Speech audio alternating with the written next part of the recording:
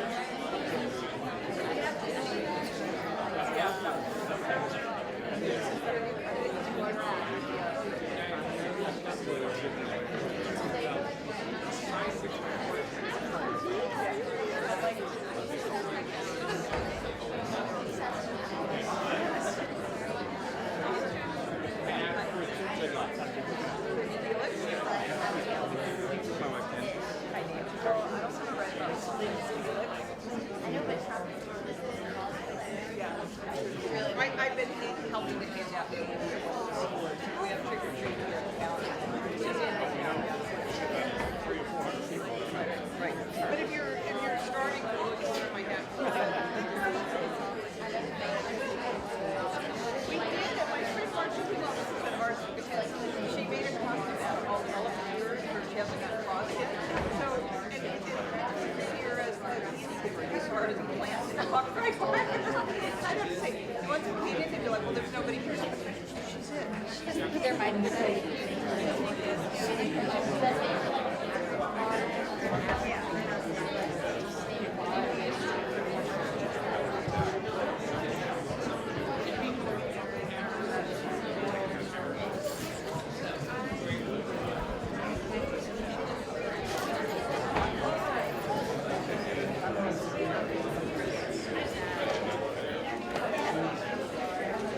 You know what? I think I'm going to move up one. You're very well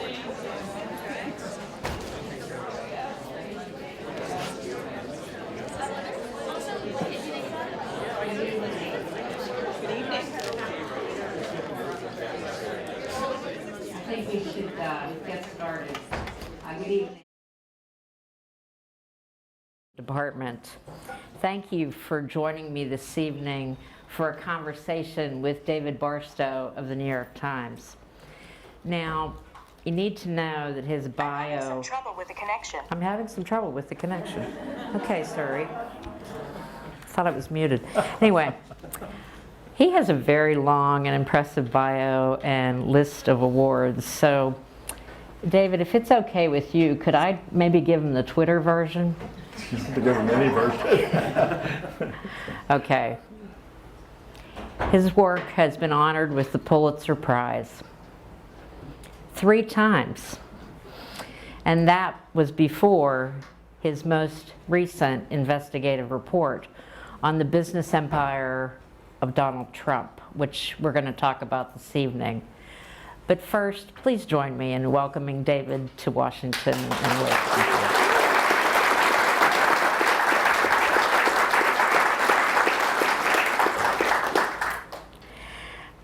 Told you it was the Twitter version. So, I remember back during the election when your colleague Sue Craig found a couple pieces of paper in her mailbox, and it turned out it was a couple pages of Trump's tax returns.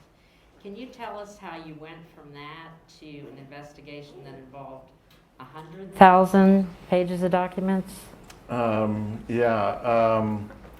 Yeah, I remember vividly. I remember I was sitting, that moment is sort of frozen in my mind.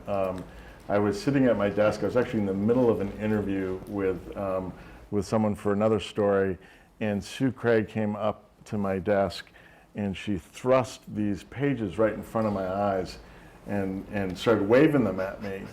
And I'm sort of looking at it. I'm talking, and I realized what I was looking at was potentially, a couple of pages of Donald Trump's tax return, and I kind of very rudely hung up from the person who I was in the middle of my interview with, and we looked at these documents, and one number just immediately jumped off the page to me. It was a number that showed that in 1995, he had recorded a loss of $916 million on his income tax return, and it was, but these documents arrived to us anonymously. They just came to us through the mail, and our biggest problem was we had to figure out whether they were real or whether they were being fed to us by someone hoping we would get tripped up on a phony document. And what really made us suspicious was the first three numbers of the 916 million were kind of slightly offset from the rest of the numbers. And it made me really worry that somebody might have taken a tax return and then typed in the numbers to make it look like this massive loss. And so our first task was to actually authenticate the document, which happened because the document mentioned who the tax preparer was. I found the guy. He was down in Florida, and I flew down to Florida to see if I could put these documents in front of him. And I remember when we sat down at this bagel shop right outside of Palm Beach, and I handed him the documents, and I said, we're a little worried about whether or not this is even real, because you see the way the 916 is kind of offset a little bit. And he said, oh, yeah, here's what happened. The software I used, it couldn't handle a number that large. And so I had to type in the numbers myself. And that was when I knew we really were in business. Bingo, yeah. But that document was kind of a moment when we realized that how little we actually knew about Donald Trump's finances. It was this moment that set us wondering, if we didn't know this fact about Donald Trump, that he had recorded this ginormous loss in 1995, what else didn't we know? And so we started digging really from that point on. And then the next kind of big point that came was some months later, Rachel Maddow announced on Twitter that she had gotten a hold of Donald Trump's tax returns and was going to be broadcasting about this on her show that night. Well, that was like a Category 5 hurricane for us. We're like, wow, we're going to get scooped, on this, and we were all worried, and we watched carefully. And it turned out that she had a couple more pages of Donald Trump's 2005 tax return, and that tax return showed that he made $150 million in 2005. And there wasn't much more than that to it, so it was a little bit of a letdown from the point of view of viewers. It was a big moment of relief for me. But still, that document again underscored how little we actually knew about Donald Trump's finances, because as I'm sure everyone in this room knows, he had decided not to follow 40 years of tradition by presidential candidates of releasing tax returns. And so this question of wanting to know and understand what is the story of Donald Trump and money, especially since money is so central to the story of Donald Trump. And that's really the sort of the central thing that pushed us along. Mm-hmm. So you're quite familiar with the story that he describes himself as a self-made man, and that he started out with $1 million loan from his father, and he parlayed that into $10 billion. What did your research show? So we were unable to confirm that account. Over many months of reporting, we were able to pull together over 100,000 pages of documentation and tens of thousands of pages of before now unscrutinized, unpublic financial documents that really describe the inner workings of his father's real estate empire and how that empire intersected with Donald Trump. And this included over 200 tax returns, not of Donald Trump, but of the various Trump family enterprises, trusts, partnerships, and also things like financial audits, financial ledgers. In some cases, we also were able to obtain bank records as well. And what that trove showed, and what we described in the story we produced, is that over a long period of time, from starting when Donald Trump was a toddler, right up really into his 50s, Donald Trump was receiving enormous sums of wealth from his father. We were able to document through these records at least $413 million in direct giving from Fred C. Trump, the real estate developer in New York, and Donald Trump. We were able to document 295 different ways in which Fred Trump funneled money through one way or another to Donald Trump. We were able to discover that when Donald Trump was age 3, he made the equivalent of today of $200,000 a year. He was a millionaire by the time he was age 8. And we were also able to see that the flow of money from Fred Trump to Donald Trump, it actually increased when Donald Trump got himself into financial difficulties, and it increased when Donald Trump was taking on the first, especially the initial projects that really put him on the face of the map as this big-time developer. So we also found, by the way, incidentally, as for the $1 million loan, we actually were able to document that in today's dollars, it actually wasn't $1 million, it was $140 million. And in real dollars, it was $60 million in loans. And we found that in some years, you could see Donald Trump going back to his father month after month after month after month for more loans. And in many cases, he actually didn't repay the loans. The loans were no interest, had no terms. So in short, the central narrative of Donald Trump's life, that he's a self-made billionaire, what we surfaced in this investigation is really clear, crystal clear evidence from the Trump's own documentation that Donald Trump became wealthy, extremely wealthy, extraordinary wealthy, thanks to the help that he received from his father, not just when he was 21 years old or in his early 20s, but really right on up through Fred Trump's death and after his death. I got to get on my nieces and nephews because, got a couple of 8-year-olds and clearly they're not pulling their weight because, I don't know. Your story states President Trump participated in dubious tax schemes, including instances of outright fraud. Can you explain how you discovered that? With a lot of patient digging and the help of some really great experts who know tax law inside and out, and some great accounting experts who we consulted, and with a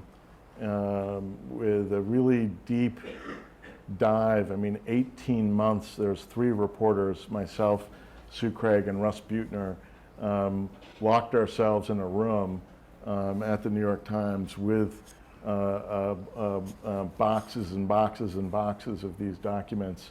And we really combined that with, obviously, a lot of door knocking to understand as much as we possibly could about the actual inner workings of the Trump real estate empire.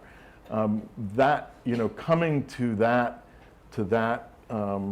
phrase, outright fraud, I think there were several moments that brought us to that very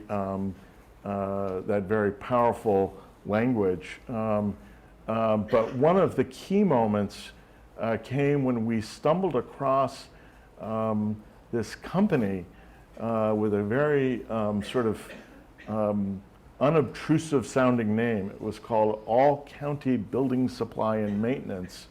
And it was a company that we stumbled across. We didn't really know exactly what it was. And then we found some evidence that it was generating a lot of money. It was paying Donald Trump and his siblings an awful lot of money. And that got us curious. And we started pulling back the layers of what this thing was.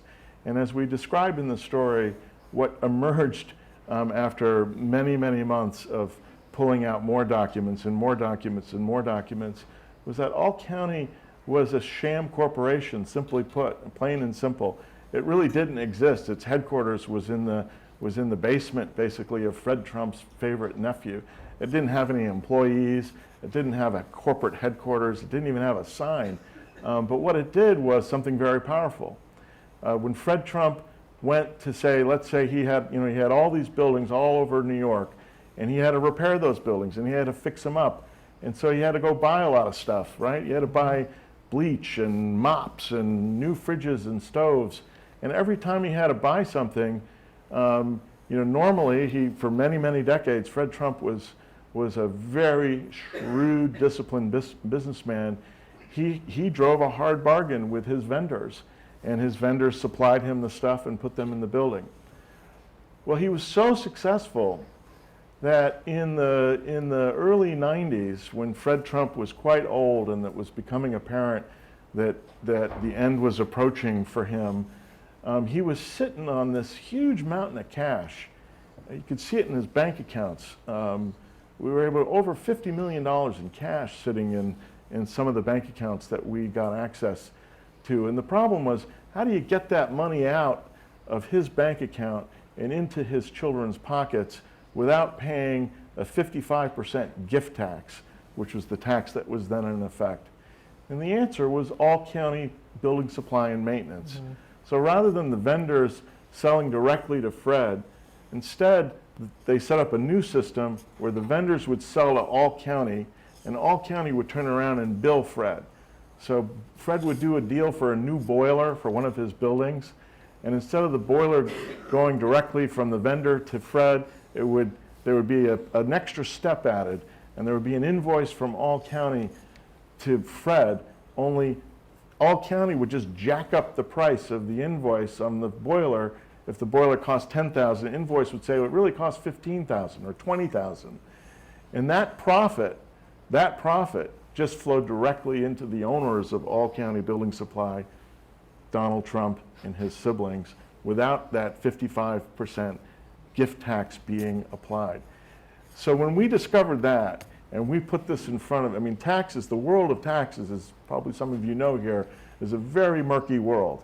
And finding the line between right and wrong, the line between legal avoidance and illegal evasion, there are really highly paid people in this country. Some of the highest paid lawyers in the country are always pushing that line a little bit further. But when we put the facts of this in front of our experts, every single one of them looked at it and said, oh my goodness, no, that's fraud, that's illegal, that's wrong.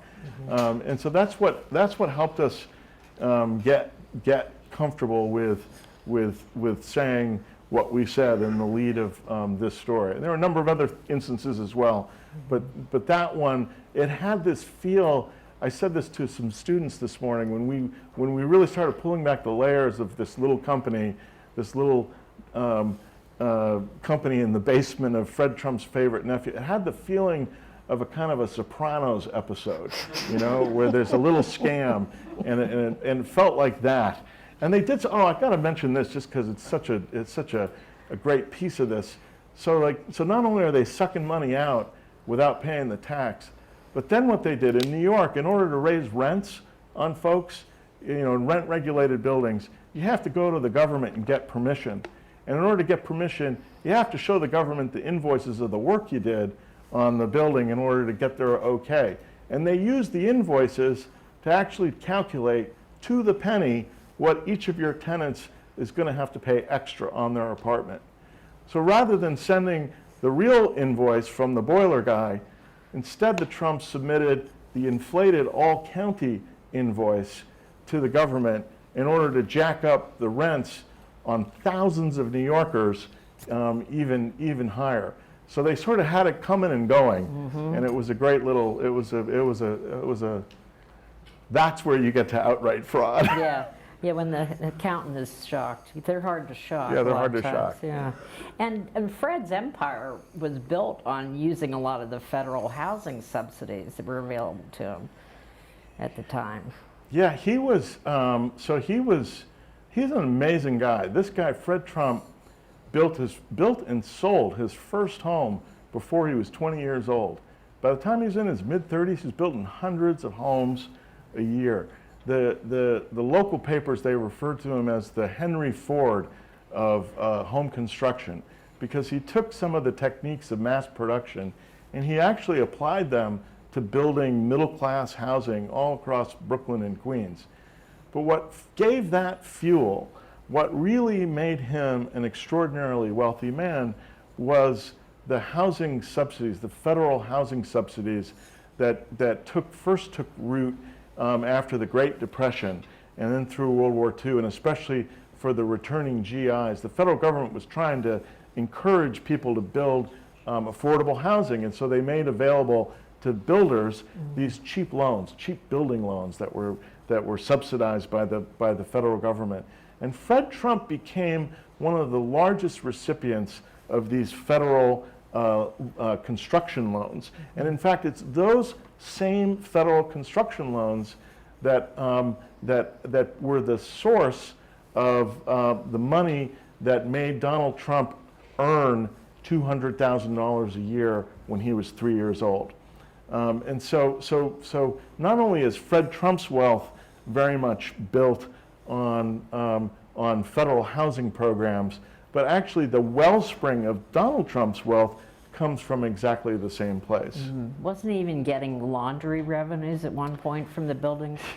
So Fred, as I mentioned, we were able to document 295 different ways that Fred Trump got money to Donald. And he was endlessly creative in coming up with new ways to get him money. So he would, yeah, of course, he put him on his payroll, but he also paid him to be his consultant. He paid him to be his purchasing agent. He paid him to be his property manager. He gave him laundry revenue. He made him his banker.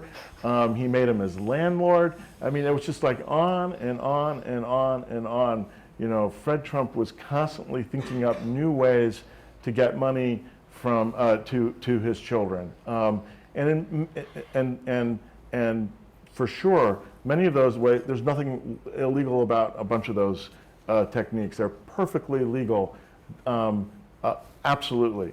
But we also were able to see that of the $413 million that we were able to document, and a very significant chunk of that was enabled and was enabled by the various tax schemes that we described in this story. It's not just all-county building supply, which was a way to suck cash out of Fred Trump's real estate empire, but then there were techniques that they used to transfer the bricks and mortar of the buildings themselves from Fred Trump to his children in ways that also evaded tax law. And the principal technique, I could put you all to sleep in about 10 minutes if I got into the details, but to really simplify it, the basic technique was to take a building that was really a $20 million building and tell the IRS that it's actually $1 million building in transferring that building from one generation to the next. And the Trumps had this down to an art form.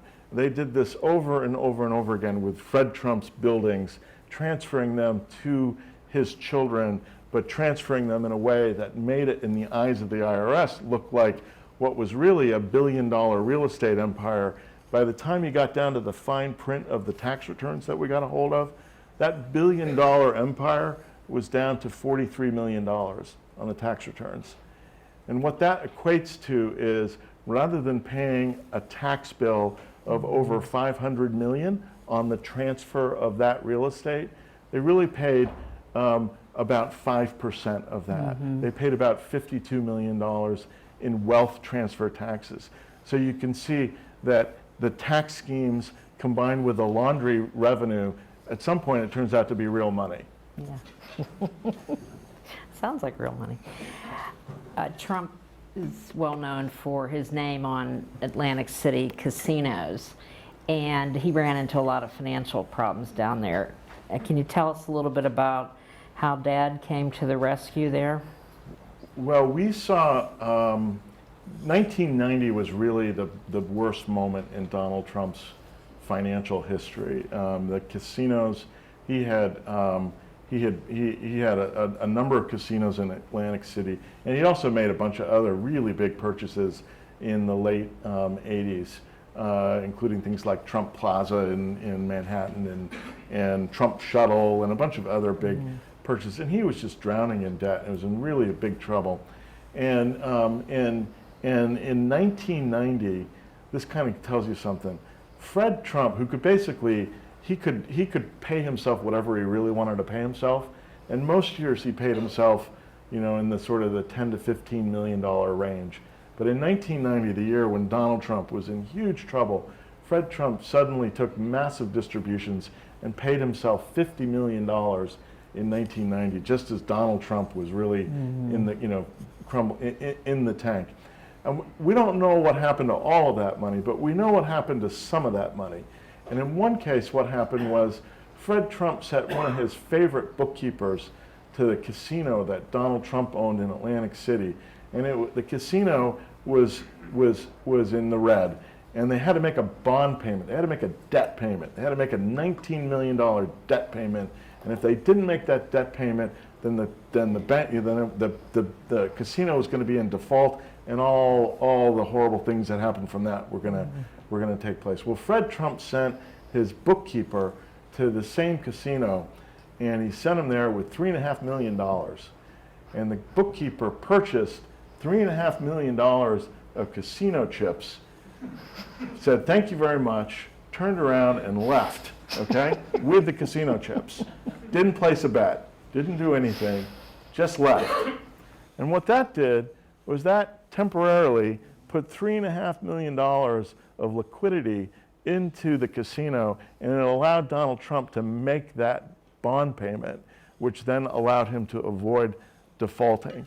So that was one of the various of the 295 ways. That's one, right? And so you know, Fred Trump, you know, he's an interesting guy in the sense that he could be quite harsh with other family members. You know, he was a real taskmaster.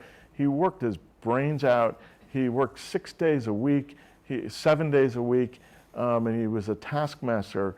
And when members of his family disappointed him, he could be quite cruel.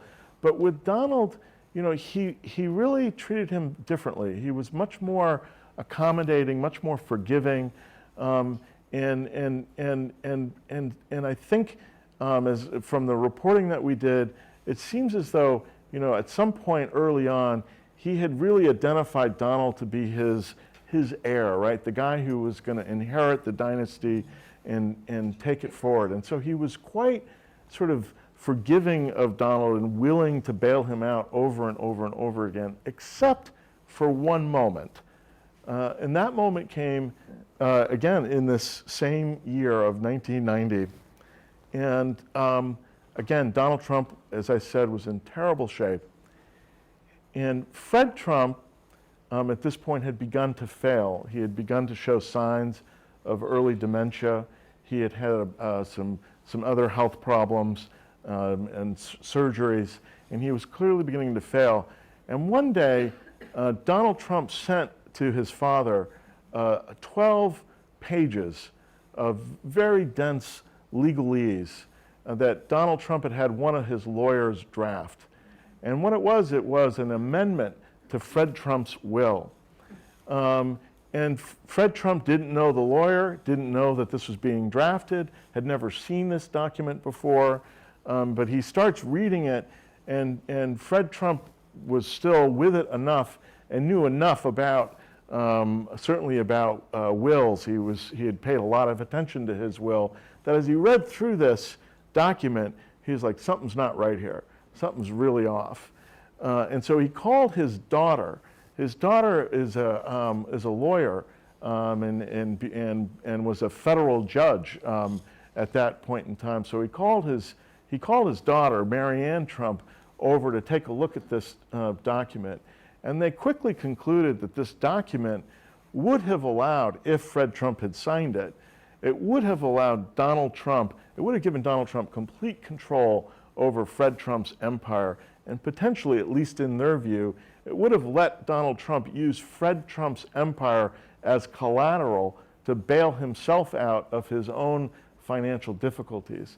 And that one, when they realized that, when they looked at this and they said, they figured out what Donald Trump was up to, that's the one moment that we see Fred Trump saying, absolutely not one step further. And so what they did was they immediately, in great secrecy, didn't tell Donald Trump they were doing this.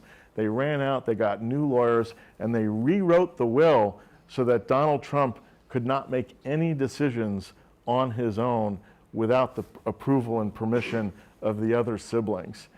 That's the moment of drama, I suppose, in the family where there was this sort of recognition that this is the one place where Fred Trump was not willing to look the other way with his son. Not real gratitude there by Junior. Yeah. God been pretty generous. You said that the reaction you've received to this story is different than the reaction to some of your other investigations. Well, I mean, Sarah Sanders held a press conference and said the story was long and boring, so that was a little different. No, I've been really struck by this. I've been struck by the intensity of the response to the story on both sides. I mean, both sides of the political aisle. There's a lot of times people will see you, and if they know that you wrote a story, they'll say, "Oh, that was a really good piece. I enjoyed that," or whatever.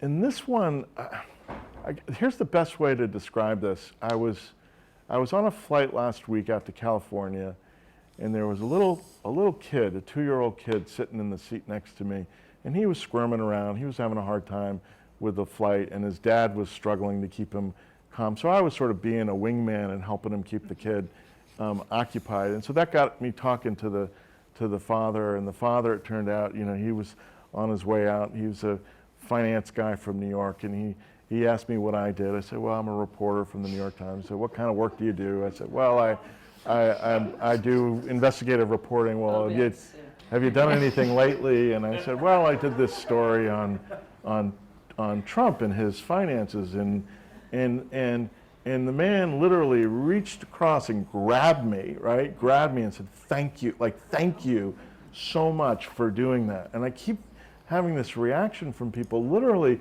putting their hands on me and saying, "Thank you, for doing that." I just it's like, thank you. I'm not sure what's in the thank you. There's a thank you, which is partly like, God, we're so relieved that this work can still be done and that it is being done. I mean, that's in there. There's a sort of there's that. There's obviously this sort of this alarm over the time of Trump from people who are on that side. But on the other side, you know, and this doesn't, thank God this doesn't happen in person, but in terms of like the what I'm getting from people in emails and in various ways, in voicemails and all the other ways, the response isn't like what you get sometimes from people who are critical of your work, which is like, I think you know, this was overblown, or this was too long, or why aren't you writing about Hillary Clinton's foundation?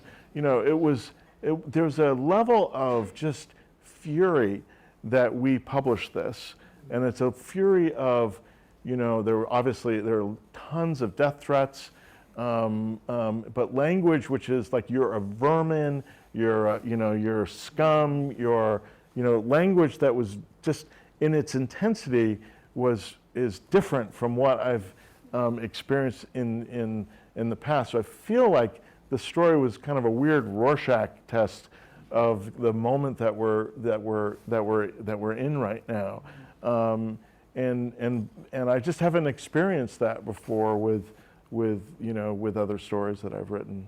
Well, it comes at a time where he has for quite some time labeled journalists as the true enemy of the American people. What is your reaction to that? So,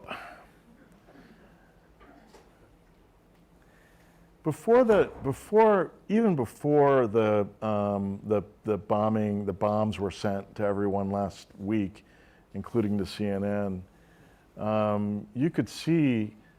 So, like, I think a week before that, our security folks at the New York Times were alarmed enough by the communications that have been, you know, I don't know anyone who covers Trump that doesn't get regular death threats at this point.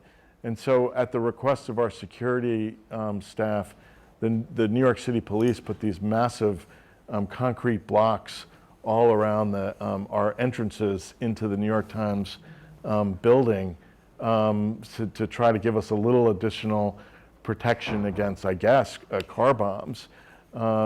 We're having, I know that in the Washington Bureau, they've been installing bulletproof glass in places.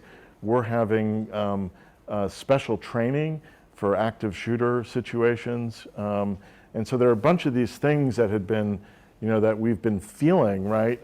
Even before last week's really horrific and tragic events, and so I've said this, that there's a number of things that Donald Trump says repeatedly. He calls us the failing New York Times. That doesn't bother me at all. That's fine. That's okay. We're actually doing great. In part because of him, but anyway, but and then he says fake news. That bothers me a little more, but I also think that that I actually try to use that. I try to actually, I have that very much in my mind in the way that we wrote this last piece. So in writing this piece, which weighed in at nearly 14,000 words, so it's really the longest investigative article that's ever run off the front page of the New York Times. One of the things that I was very conscious of throughout the writing of that piece was to give readers every possible reason to have faith that what they were reading was not fake. So we made available throughout the story links to the actual documents that we were referring to in the story repeatedly. We showed people as much as possible kind of our math and how we came to the points that we were making throughout the story, and you'll find very few references in this story to anonymous sources. We used them very sparingly in this, and in part because I think that although the fake news label is offensive to me, because I know of how hard we work to try to get things right. We spent an entire month fact-checking this story. 3 of us in a room that kind of smelled a little bit, to be honest with you, and we spent a month fact-checking every single word of the story. And I can tell you, it doesn't take 18 months to write fake news, right? I can write fake news in 18 seconds.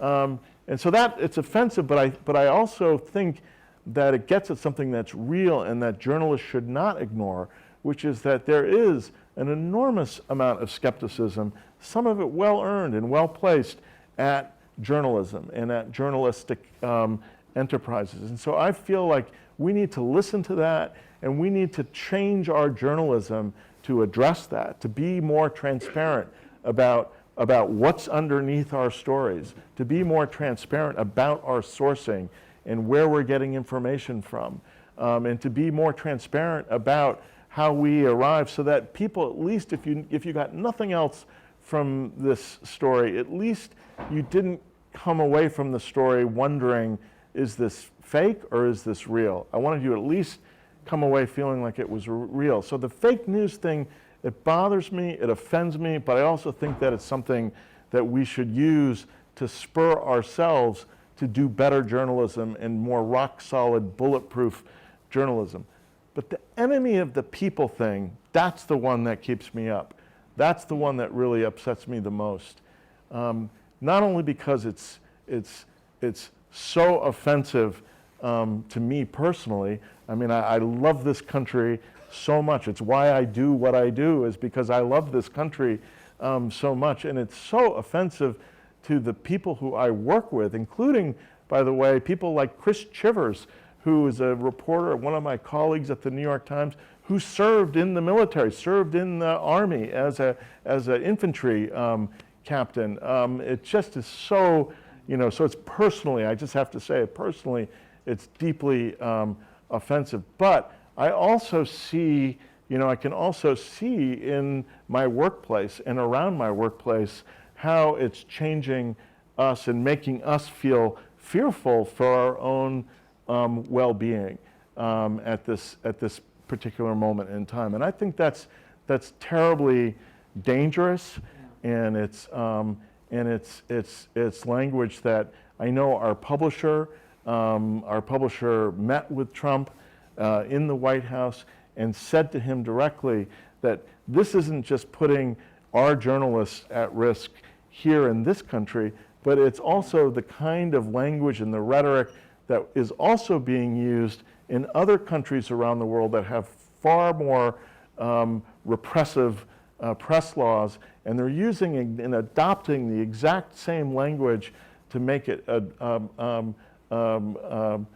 even more dangerous in some parts of the world, to try to be just a simple seeker of truth and a teller of truth. And so that's something that, and I don't, we would have hoped that he would have listened to that and taken that on board, but he clearly has not. He's been doubling down on that in the days since last week's events.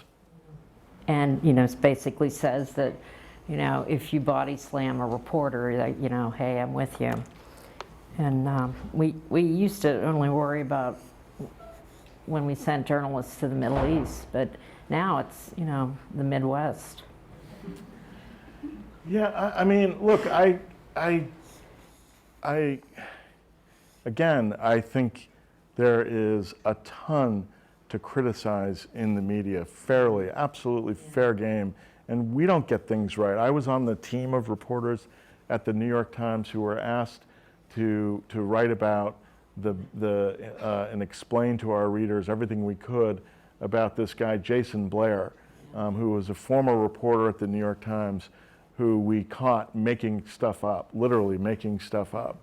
And that was a painful, painful process that ultimately resulted in the firings of the top editor and the two top editors of the newspaper. And we were brutal in describing all the things that went wrong to produce that journalism. So there's loads of stuff to criticize, fairly so. It's just like the one thing, the notion that we're the enemy of the people right? That one is just, to me, is the most toxic and the most harmful of the things that he said. It should be noted that no one has challenged a single number or a single line in the story. Yeah, well, to be fair, they said the whole thing was false. But no, they have not actually. But they haven't actually. No, they have not yet. They have not, at least to this date, they have not taken issue with any of the substance of what we described in the story. So I'm going to ask you one more question, and then I'll open it up to the audience. Got any more documents in the mailbox? I'm not going to tell you, Alicia. All right. I know David wanted to save some time so all of you could ask questions, so stand up and ask one. Yes. So thus far, you've done this paper. Has there been any official follow-up? I mean, at this point, okay, nice story, but what happened? Where's it going? Well, thank you for calling it a nice story. I appreciate that. So here's what's happened and here's what hasn't happened. The New York State tax authorities and the New York City tax authorities immediately announced that they were beginning their own inquiries to see, to look into what we described in the story and to see whether they should take any action. As we said in the story, the events that we described are long past the statute of limitations for criminal charges, so that's unlikely. But there is no statute of limitations for civil fraud. And so potentially, if the city and the state decide that if they're able to confirm the things that we described, that could turn into a really significant financial penalty. The IRS itself has said absolutely nothing in the wake of this story, although they rarely would talk about any individual investigations. A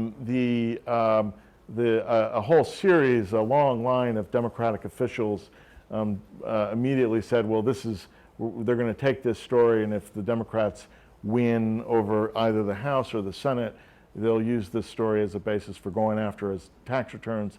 But who the heck knows what's going to happen in a week's time there. And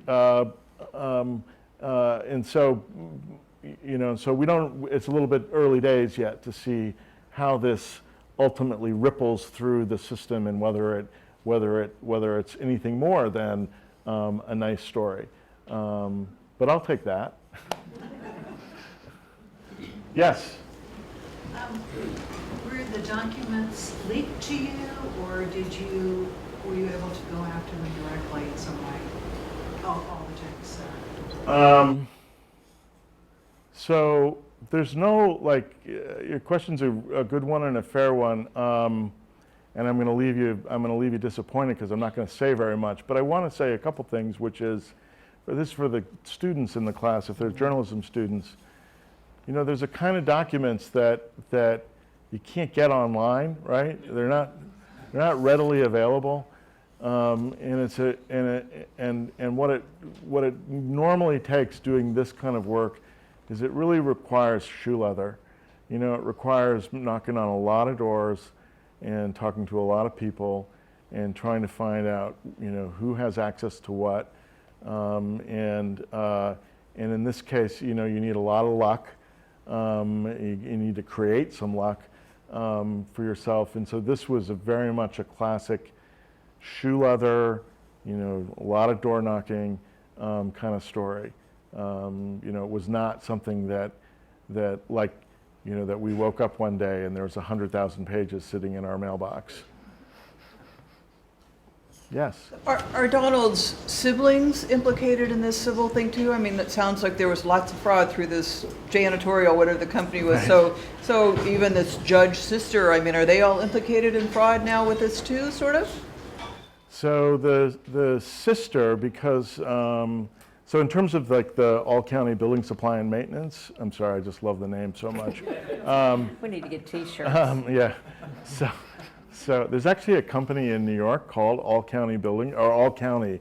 I see their vans around them. For a while we were wondering, could that be the same company? No, it's not the same company. Anyway, so the sister is a senior status judge, and so there's potentially some issue there, because she had ownership of this company that I'm describing, and also because she was an executor of her father's estate.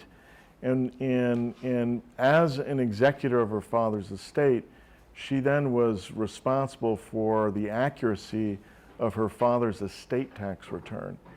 And the father's estate tax return, when you file an estate tax return, you also have to reveal the gifts that were given by the father over the course of his lifetime and submit all the gift tax returns along with the estate tax return.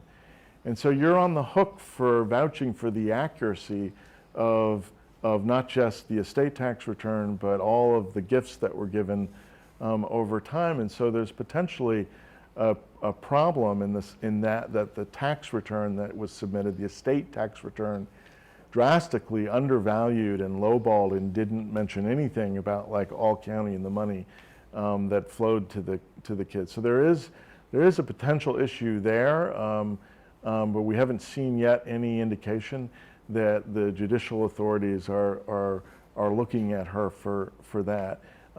The brother, so Donald Trump has a younger brother, Robert Trump, who's clearly very much in the middle of this because he worked for his brother for many, many years, and then at the time they had came up with a plan for how to make the huge transfer of Fred Trump's wealth to the siblings in the 90s. Robert Trump went to work for his father and was really the kind of the day-to-day guy and had his hands on a lot of the transactions that we actually describe in the story. So he's very much in the thick of it, as is his brother Donald. They had a very, there's a very alpha-beta kind of relationship. Donald was the alpha dog and Robert was the beta dog in that relationship. And so there's definitely questions to be looked at there. And then there's a fourth sister who really didn't have very much to do with the actual business operations. But again, it would come down to a careful analysis of what did she know. So that's a sort of a different issue. So I'm sort of imagining some scenario where his siblings could turn evidence on him, to save themselves. We've seen no sign of that yet. Yes, sir. At any given time, how many times reporters are not at all dealing with the day-to-day and are sequestered in rooms and working on stories 6 months, a year out? Yeah. Well, let me tell you a little bit about that. So there's an investigative unit, which I'm part of at the New York Times, and that's made up of about a dozen reporters who are tasked specifically with working on these kinds of long projects. And then we also have other clusters of investigative reporters, like in Washington, in the business desk, on the sports desk, in Metro. So I guess if I had to like ballpark it, I don't know, maybe 20 to 25 of us who are working on these multi-month, long-term investigations. So this is out of a news operation of about I want to say it's about 1,200 people in the newsroom, and so making. I say this all the time, that the single most important thing that I do is in the choices I make of what to pursue. Because when I make a choice to go at something, I'm also making a choice not to go at 75 other things that are probably just as worthy in some way. But it's because there's just not enough of us and there's too much out there in the world that is desperately in need of reporting, and even more so now, given the collapse of local journalism in this country. And if you think journalism is any better anywhere else in the world, you know, it's not. It's worse. It's substantially worse in huge other chunks of the world. And so the list of like things that really are crying out for serious reporting gets bigger and bigger and bigger. And unfortunately, the pool of people who are being paid to do this work gets smaller and smaller. And that's something, you know, that should be, you know, hugely alarming to us in this country, because, you know, now I remember when before I went to the New York Times, I worked for the St. Petersburg Times in Florida, and I used to make frequent trips to Tallahassee. And in Tallahassee, there was a building where all the reporters from all the state newspapers had offices in this building. It was, I don't know, 3 stories, 4 stories tall, big building, right? There's probably, you know, 50 or 60 reporters in this building, bird dogging the state legislature of Florida. And I went back there a few years ago, and there was nobody left in that building. It was down to I think 3 reporters, and that, you know, that to me was like, that's terrifying to me, that there are no eyes looking at, you know, this is a big state government that does lots of important things that affect lots of lives in Florida, and there just aren't the number of eyeballs looking that there used to be even a few years ago. And I will say that the New York Times, you know, if anything, our commitment to investigative reporting has grown significantly. We actually have keep adding investigative reporters, in part because we're recognizing that there's this larger crisis of a decline in serious investigative reporting, and we're trying to at least do something to fill that gap. So everybody needs to subscribe at least twice. And all you students better be converting to journalism by next week. Okay, I'm done. Yes, sir. Could you explain the mechanics of cataloging, organizing 100,000 Yeah. pages? Oh boy, you really want to put people to sleep. Okay. So it's, yeah, a lot of hard work. You know, I said this to a group of students this morning, that that in order to pull off this kind of work, you have to be obsessively organized, and you have to commit yourself to reading and absorbing and rereading 100,000 pages of not very scintillating stuff. You know, tax returns are not like great nighttime reading, and so we have all kinds of systems that we put in place to help us keep track of filing systems, and we've built chronologies and spreadsheets. We had spreadsheets for our spreadsheets. We had so many spreadsheets,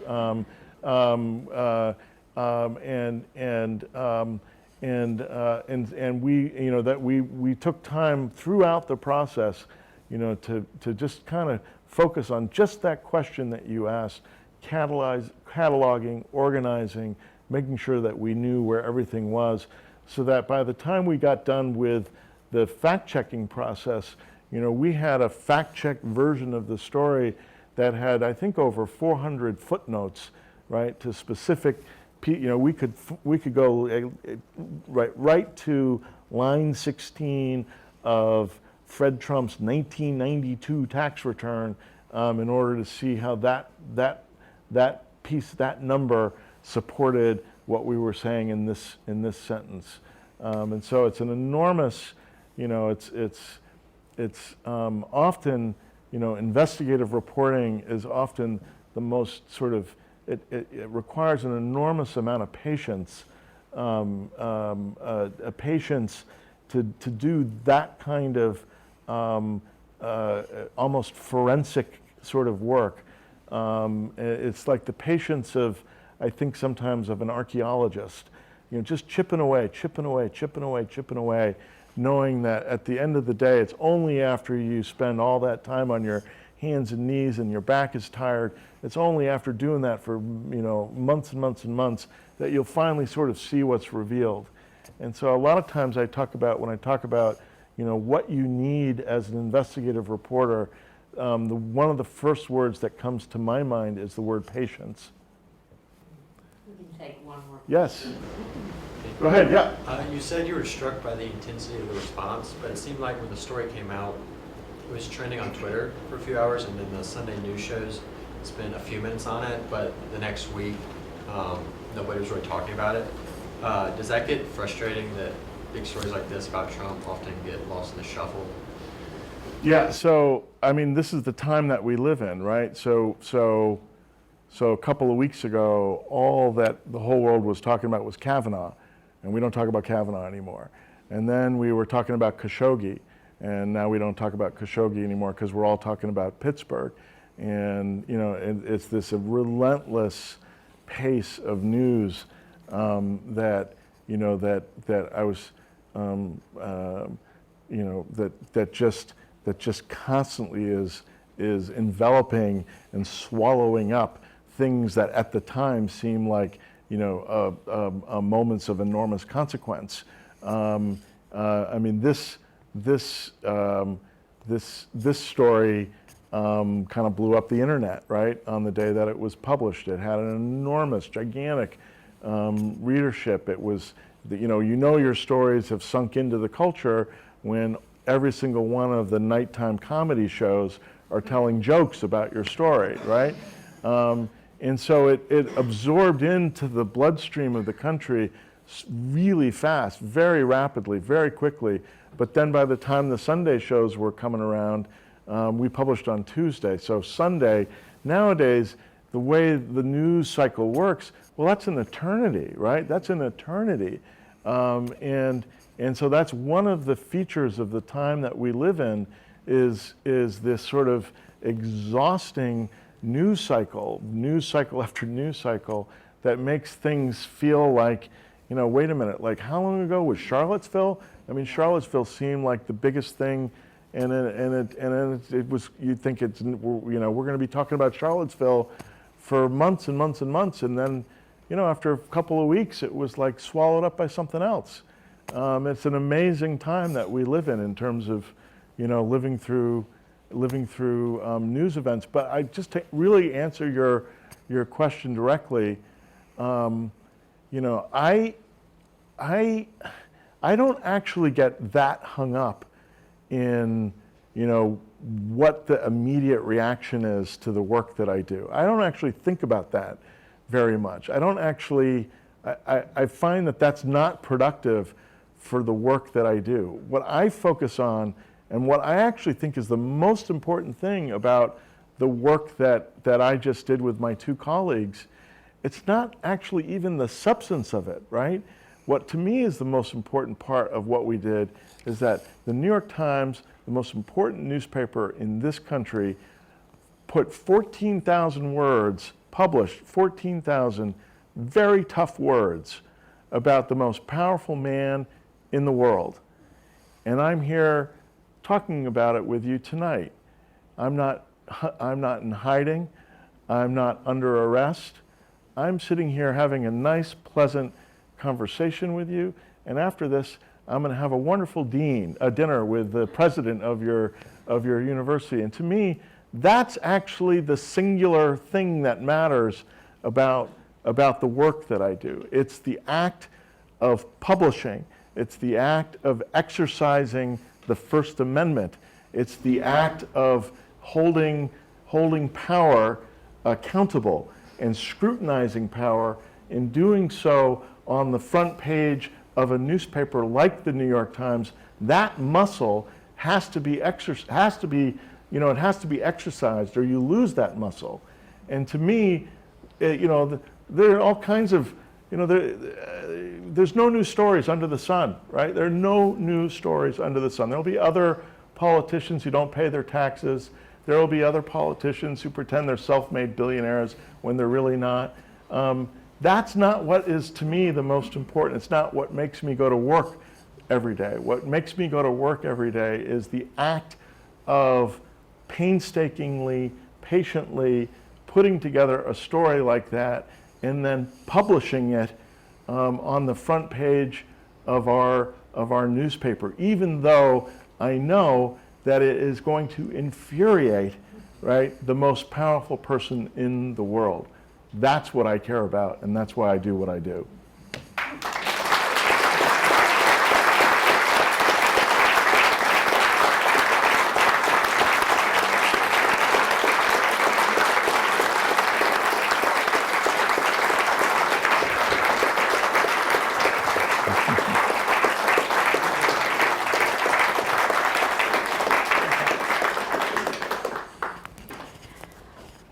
I can't say another thing after that.